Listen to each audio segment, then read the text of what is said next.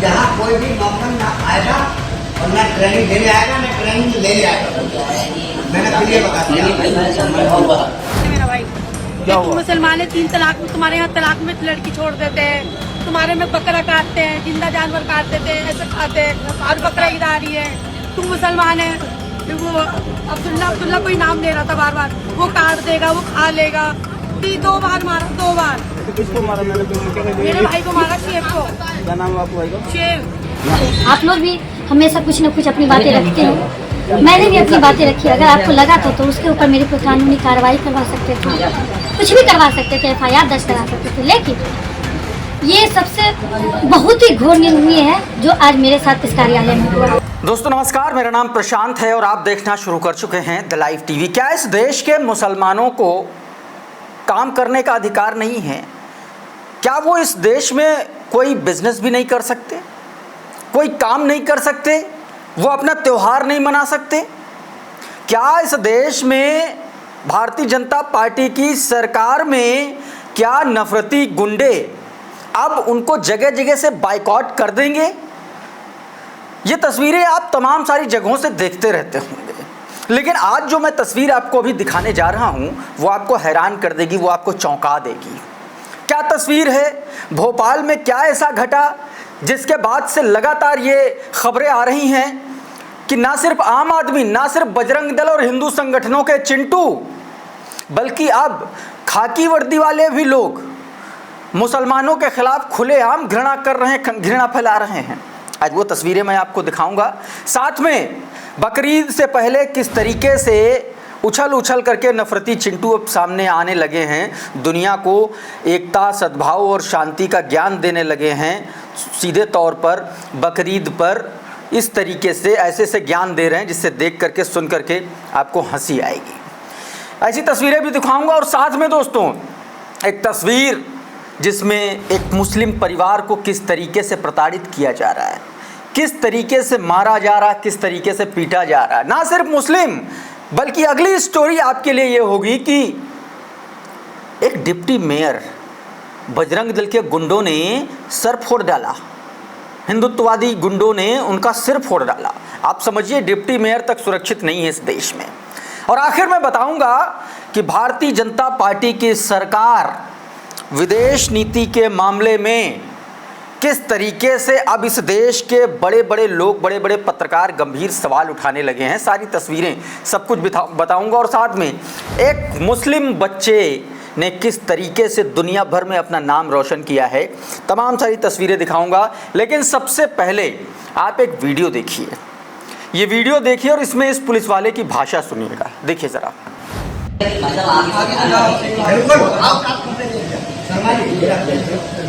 जहाँ कोई भी नौकर ना आएगा और ना ट्रेनिंग देने आएगा ना ट्रेनिंग ले आएगा। मैंने पहले बता दिया।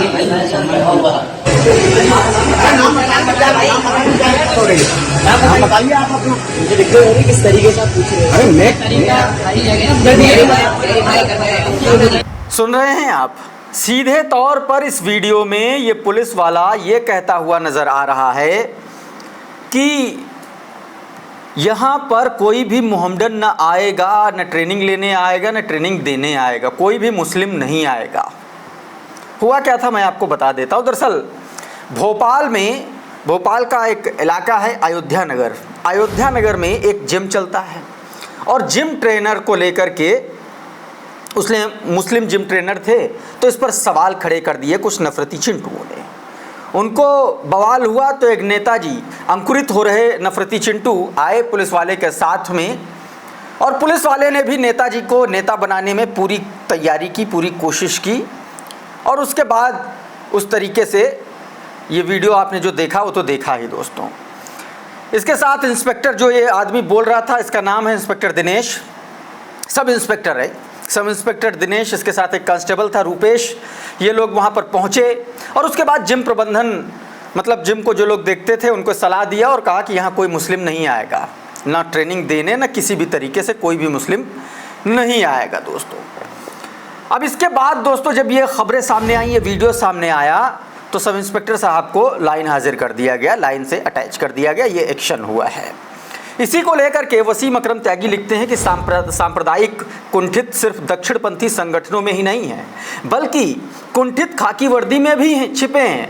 उदाहरण आपके सामने है, ये सब इंस्पेक्टर हैं और दक्षिणपंथी संगठनों के हाँ में हाँ मिलाकर इन्होंने संविधान की मर्यादा को तार-तार कर दिया है। इसे थोड़ा सा और एक इसी खबर में, इसी ट्वीट के रिप्लाई में अहमद सईद लिखते हैं कि त्यागी जी, चिंता की बात नहीं है, इंस्पेक्टर साहब किसी को नेता बनने में मदद कर रहे हैं। इस वक्त सबसे सरल तरीका है कि भारत के अल्पसंख्यकों को टारगेट करो, पुलिस सुरक्षा देगी, राष्ट्रीय पत्रकार मौन रहेंगे। सीधे तौर पर यह हिंदू धर्म के हितैषी नहीं बल्कि राजनीति है, इस तरीके से ये बात करते हुए नजर आ रहे हैं, अपना जवाब दिया है। और अब दोस्तों, बकरीद से पहले ही किस तरीके से महाराष्ट्र की सरकार ने एक बड़ा प्रयोग कर डाला है। लोग पूछ रहे हैं कि भाई संयोग है कि प्रयोग है। किया क्या है महाराष्ट्र की सरकार ने? दरअसल महाराष्ट्र की सरकार का जो गौ सेवा आयोग है, उसने 3 तारीख से लेकर के, यानी कि 3 जून से लेकर के, कल से लेकर के 8 जून तक कह दिया है कि भैया राज्य के सारे पशु बाजार जो है बंद रहेंगे। सीधा निर्देश दे दिया है कि इससे पहले, मतलब ईद से पहले, एक तरीके से गाय, भेड़, बकरी, भैंस कुछ भी बिक नहीं सकेगा, सारे बाजार बंद रहेंगे। अब लोग इस पर सवाल उठा रहे हैं कि बकरीद से पहले ही इस तरीके का फैसला क्यों लिया गया? क्या ये संयोग है या प्रयोग है? इसी को लेकर के द मुस्लिम नाम का ट्विटर हैंडल है, उसने ये ट्वीट किया है जो आपकी स्क्रीन पर है। ट्वीट में लिखा गया है कि ईद से 1 सप्ताह पहले भेड़, बकरी और भैंस के व्यापार पर रोक, संयोग या प्रयोग? ईद से पहले महाराष्ट्र गौ सेवा आयोग ने 3 से 8 जून तक सभी पशु बाजार बंद करने का निर्देश दिया है, जिससे बकरीद की तैयारियों पर असर पड़ सकता है। इस फैसले से मुस्लिम समुदाय में नाराजगी है दोस्तों। और जब बकरीद पर बात हो ही रही है तो एक और तस्वीर मैं दिखा रहा हूँ कि किस तरीके से बकरीद और मुसलमान और तमाम सारी बातों को लेकर के किस तरीके से मुसलमानों को एक तरीके से प्रताड़ित किया जा रहा है, उनको परेशान किया जा रहा है, वो भी देश की राजधानी दिल्ली में। ये वीडियो आप देखिए, नई दिल्ली के न्यू फ्रेंड्स कॉलोनी का ये वीडियो है, देखिए ज़रा। मेरा भाई, मुसलमान है, 3 तलाक, तुम्हारे यहाँ तलाक में लड़की छोड़ देते हैं, तुम्हारे में बकरा काटते हैं, जिंदा जानवर काट देते हैं, ऐसे खाते हैं, और बकरा ईद आ रही है। तुम मुसलमान है, वो अब्दुल्ला कोई नाम ले रहा था बार बार, वो काट देगा, वो खा लेगा। 2 बार मारा, 2 बार। तो किसको मारा? मैंने मेरे भाई को मारा, शेव को। क्या नाम है आपके भाई का? शेव। यहाँ पे काम करता है भाई? काम करता है यहाँ पे। ये कब की घटना है? ये आज ही की है। अच्छा, कि जो जानते हो आप जिसने मारा है, जानते हैं आप? मैं नहीं जानती, मेरा भाई जानता उसके नाम। मैंने तो देखा, किसने देखा? ये छोटी बहन ही आ गई थी पहले। अच्छा, कितने लोग थे मारने में, आपको जानकारी है? हम कह रहे चलो लड़ाई हो गई, घर चलो। हमें लगा बात करना है वो। अच्छा, तू कॉलर पकड़ के लगा, तुझे देखता हूँ। आप देखिए किस तरीके से ये महिला बता रही है कि पिटाई की गई, किस तरीके से मारा गया और किस तरीके से धर्म के नाम पर उनको जो है सीधे तौर पर उनको परेशान किया जा रहा है, प्रताड़ित किया जा रहा है। द मुस्लिम नाम का ट्विटर हैंडल ये ट्वीट किया है उसने, और उन्होंने उसमें लिखा है कि मुस्लिम महिलाओं सहित परिवार को निशाना बनाया। मुस्लिम परिवार का आरोप है कि new friends colony Batra cinema के कर्मचारियों ने उन्हें धार्मिक ताने देकर निशाना बनाया और मुस्लिम लड़के की पिटाई भी कर दी। दोस्तों, इतना ही नहीं, पिटाई की बात है तो मैं आपको बिहार भी ले चलता हूँ। बिहार के दरभंगा में, दरभंगा की डिप्टी मेयर, ये तस्वीर आप देख सकते हैं। मैं इस तस्वीर को ब्लर करना पड़ रहा है हमें, लेकिन आप इस तस्वीर को देख करके अंदाज़ा लगा सकते हैं, इस वीडियो को देख करके, कि किस तरीके से डिप्टी मेयर पर हमला बोला गया है, उनको पीटा गया। कोई आम आदमी नहीं, शहर का डिप्टी मेयर, उनको इस तरीके से पीटा गया है। इन्होंने क्या कहा था कि भारत और पाकिस्तान मतलब एक तरीके से दोनों ही 2 नेशन थ्योरी के समर्थक रहे हैं, और उसी के बाद बजरंग दल के गुंडों ने इनके घर पर धावा बोल दिया और इतना पीटा, इतना तोड़फोड़ की कि आप ये तस्वीरें देख करके सहज अंदाज़ा लगा सकते हैं। तस्वीरें भी देखिए, कुछ दिन पहले भी मैंने आपको एक वीडियो में ये तस्वीरें दिखाई थी, लेकिन अब उनका बयान भी आ गया है। बयान ज़रा सुनिए। फेसबुक के माध्यम से मैंने कुछ अल्फाज रखे थे, कुछ मैंने अपने विचार रखे थे। तो हमारे कुछ माननीय पार्षद जी हमारे पास आए कल सामने, तो उनको लगा कि हम लोग भी उस पार्टी में, दल में हैं, आप हम लोग को भी है ना, हम लोग का ईमान सम्मान आप रख लीजिए। तो मेरा शौक सीधी एक बात था, हर इंसान स्वतंत्र है, हर अपनी अपनी विचारधारा रखते हैं। आप लोग भी हमेशा कुछ न कुछ अपनी बातें रखते हो, मैंने भी अपनी बातें रखी। अगर आपको लगा था तो उसके ऊपर मेरे पर कानूनी कार्रवाई करवा सकते थे, कुछ भी करवा सकते थे, FIR दर्ज करा सकते थे। लेकिन ये सबसे बहुत ही घोर निंदनीय है जो आज मेरे साथ इस कार्यालय में हुआ। ये पूरे RSS BJP बजरंग दल के जितने भी कार्यकर्ता थे सब आकर के तोड़फोड़ करने लगे, और जो भी हो बहरहाल आप लोग सबने देख ही लिया होगा। तो दोस्तों इस तरीके से पीटा गया। ये 31 मई को घटना हुई थी और इसमें तमाम सारे लोगों ने डिप्टी मेयर है जो नाजिया हसन उन पर हमला कर दिया था। दोस्तों अब बात करते हैं दोस्तों विदेश नीति को लेकर के, और उससे पहले बात करेंगे बंगाल को लेकर के। क्या बंगाल में बांग्लादेशी आ रहे हैं, और अगर आ रहे हैं तो इसमें फेल्योर किसका है? क्या बंगाल सरकार का फेल्योर है या फिर इस देश की सरकार का? क्योंकि देश की सीमाओं का जिम्मा तो गृह मंत्रालय का होता है, लेकिन हमारे गृह मंत्री जब सन्नाटा साध लें, जब उल्टा चोर कोतवाल को डांटने लगे तो फिर क्या ही कहा जाए। अमित शाह ने एक ट्वीट किया है, अमित शाह के ऑफिस से एक ट्वीट आया है, हमारे देश के गृह मंत्री हैं।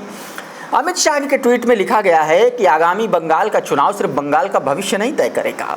बंगाल का चुनाव देश की सुरक्षा के साथ जुड़ा हुआ चुनाव है, क्योंकि ममता बनर्जी ने हमारे देश की सीमाओं को बांग्लादेशियों के लिए खुला छोड़ दिया। टीएमसी के आशीर्वाद से घुसपैठ हो रही है, और घुसपैठ सिर्फ और सिर्फ कमल के फूल की सरकार रोक सकती है। श्री अमित शाह ने यह बयान दिया है। अब सवाल यह है कि बंगाल का चुनाव आ रहा है, और बंगाल के चुनाव से पहले भारतीय जनता पार्टी ने, अमित शाह ने यह बता दिया है कि इस मुद्दे पर ही चुनाव लड़ा जाएगा। तो सवाल ये है कि गृह मंत्री अगर आप हैं अमित शाह जी, तो फिर देश की सीमाओं की सुरक्षा किसकी है? क्या ममता बनर्जी की है? और यही सवाल खड़ा किया है वरिष्ठ पत्रकार प्रशांत टंडन ने। प्रशांत टंडन अमित शाह के इसी ट्वीट का स्क्रीनशॉट लगाते हुए लिखते हैं कि पहली बार मालूम पड़ रहा है कि अंतर्राष्ट्रीय सीमा की रक्षा राज्य सरकारों के जिम्मे है। ये कब हुआ? फिर गृह मंत्रालय क्या करता है? सेनाएं और सुरक्षा बल पाकिस्तान और आतंकवाद से लड़ रहे हैं, आप लोग सिर्फ चुनाव लड़िए।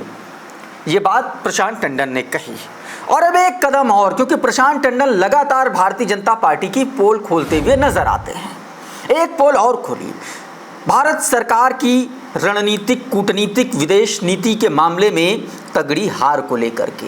हार इसलिए क्योंकि जिस तरीके से बैकफुट पर नरेंद्र मोदी हैं, भाजपा सरकार है, उससे ये बात साफ पता चल रही है। ट्रंप लगातार धमका रहे हैं, लगातार कह रहे मैंने धमकी देकर के युद्ध रुकवा दिया।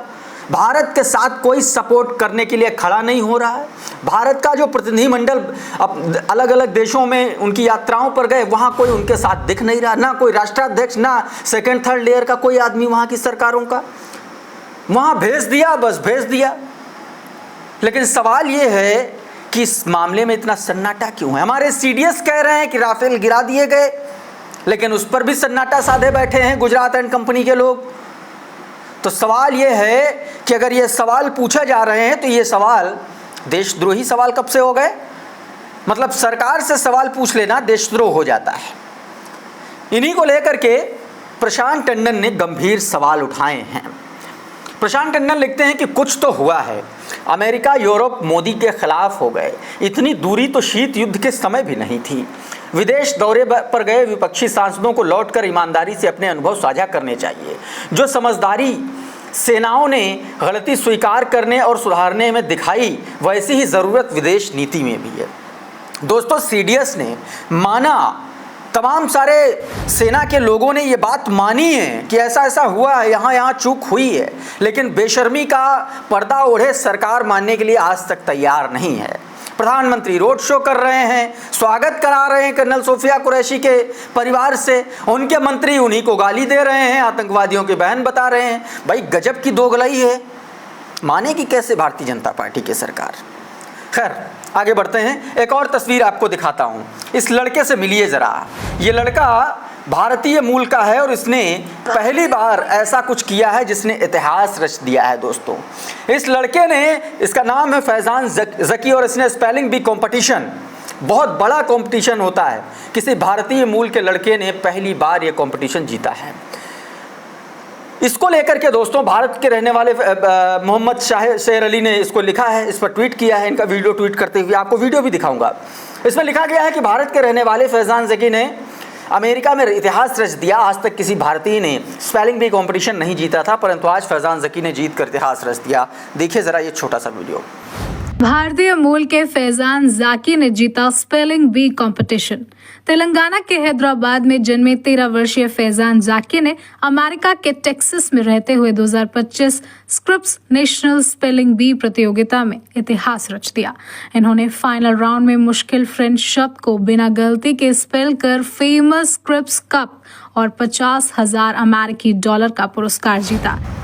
तो दोस्तों ये तो बात हुई फैजान ज़की की। अब मैं बात करता हूँ इजराइल और फ़लस्तीन के बीच में छिड़ी जंग को लेकर के किस तरीके से एक खिलाड़ी ने किस तरीके से फ़लस्तीनी झंडा लहराया, आयरिश लड़ाकू पैडी कैरी ने, और किस तरीके से उन्होंने वहाँ पर फ़लस्तीन जिंदाबाद के नारे लगाए। ये वीडियो देखिए ज़रा।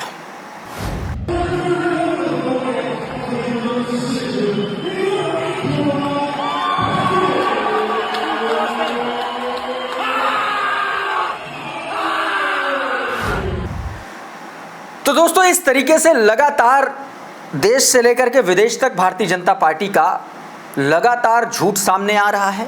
ऐसे में ये देखना होगा कि क्या भाजपा अपना झूठ स्वीकार करेगी या नहीं। इस वीडियो में इतना ही। बहुत बहुत शुक्रिया, बहुत बहुत धन्यवाद। आप जुड़े रहिए द लाइव टीवी के साथ। नमस्कार। द लाइव टीवी, सच सबसे आगे।